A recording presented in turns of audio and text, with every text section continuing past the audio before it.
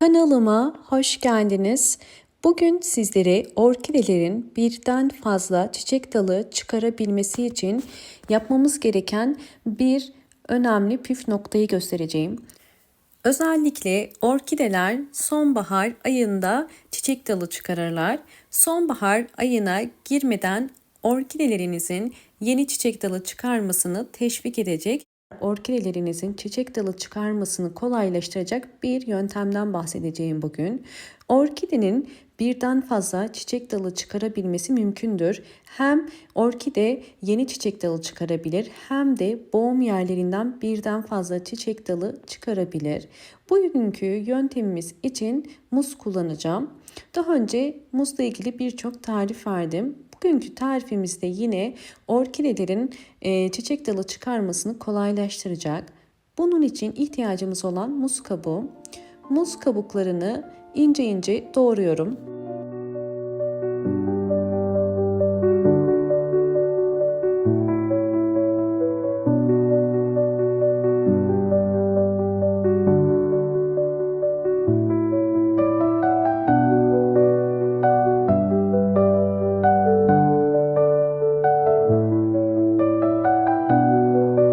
Doğradığım muz kabuklarının üzerine 500 mililitre su koyuyorum.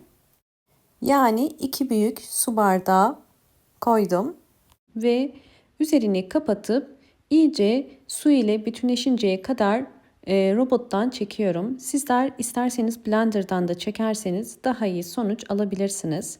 Evet, artık hazır. Bakın iyice su ile karışması için yaklaşık olarak 2 dakika robottan çektim. Tabii şu anda püre halinde. Burası önemli. Kesinlikle püre kısmını ile su kısmını ayırmanız gerekiyor. Ve orkidenin köklerine yapışmaması gerekiyor. Bu yüzden bakın önce kaba bir şekilde posasını aldım ve bu su kaldı. Fakat bu su içerisinde halen küçük parçalar var. Sürahimin içerisine koydum ve bu suyun üzerine 1 litre su ekliyorum. Böylelikle konsantre haline getirmiş olacağız.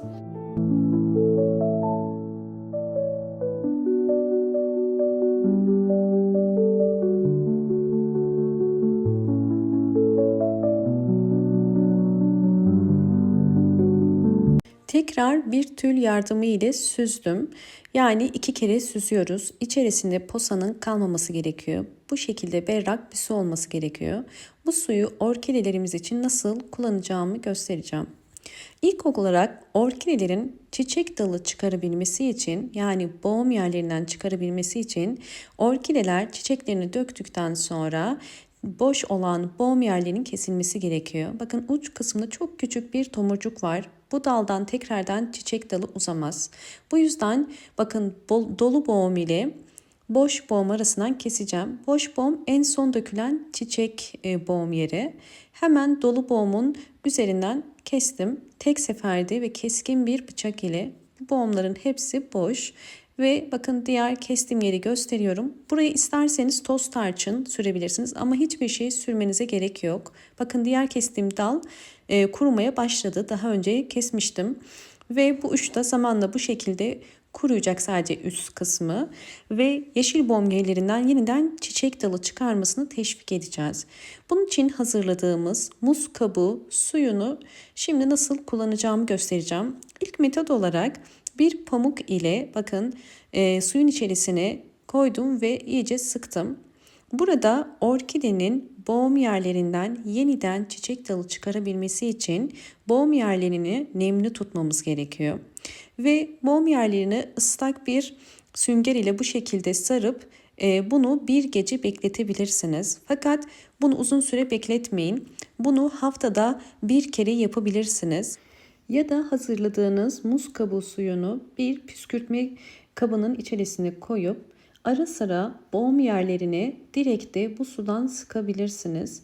Bakın hemen göstermek istiyorum. Önce ıslak bir pamuk lazım. Yine muz kabuğu suyuna batırdım. Ve iyice sıktıktan sonra bakın şu şekilde tutup boğum yerine bu şekilde su sıkabilirsiniz.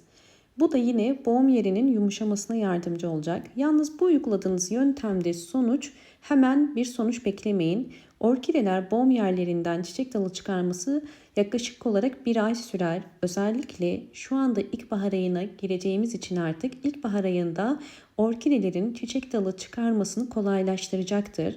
Normalde orkidenin boğum yerlerine hiçbir şey sürmeseniz de orkidenin boğum yerlerinden sağlıklı bir orkideden çiçek dalı çıkar. Bu gösterdiğim yöntem eğer sonuç alamıyorsanız ve boğum yerlerinden hiç çiçek dalı çıkmıyorsa teşvik etmek için sizlerle bu budadığım ve muz suyu uyguladığım orkidemin sonuçlarını da tekrardan paylaşacağım.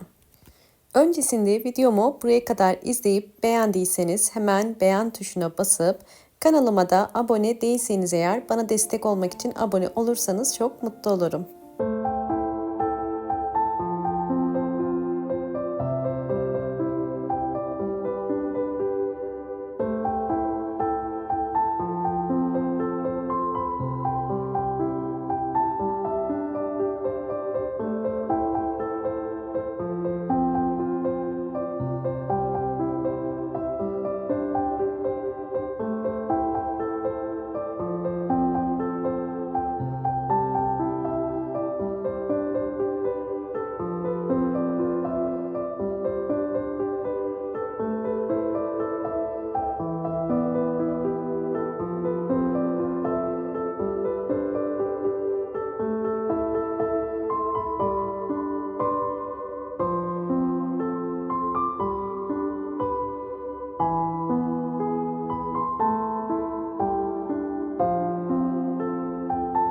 Evet, orkidemin gelişimlerini sizlerle paylaştım. Şimdi üçüncü yöntem.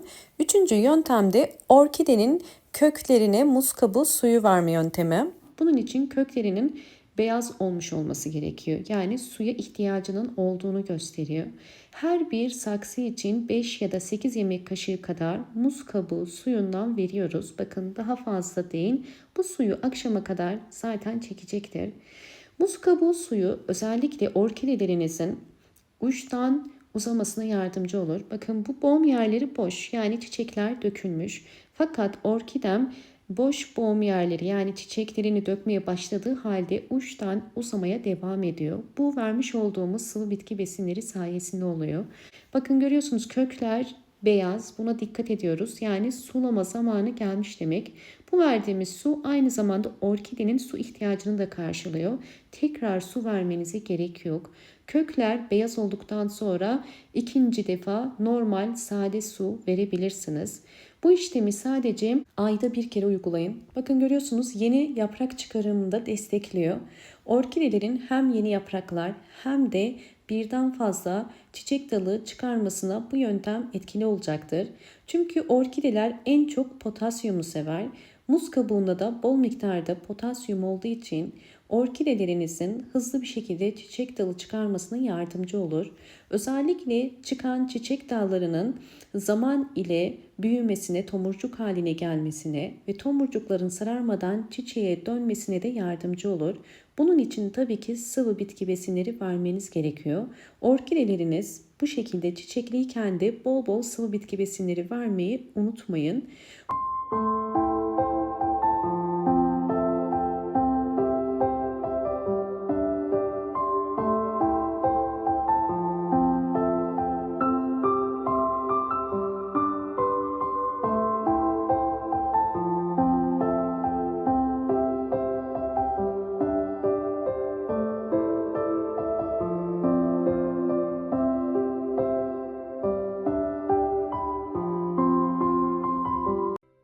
Umarım bu anlattığım bütün püf noktalar sizler için faydalı olmuştur.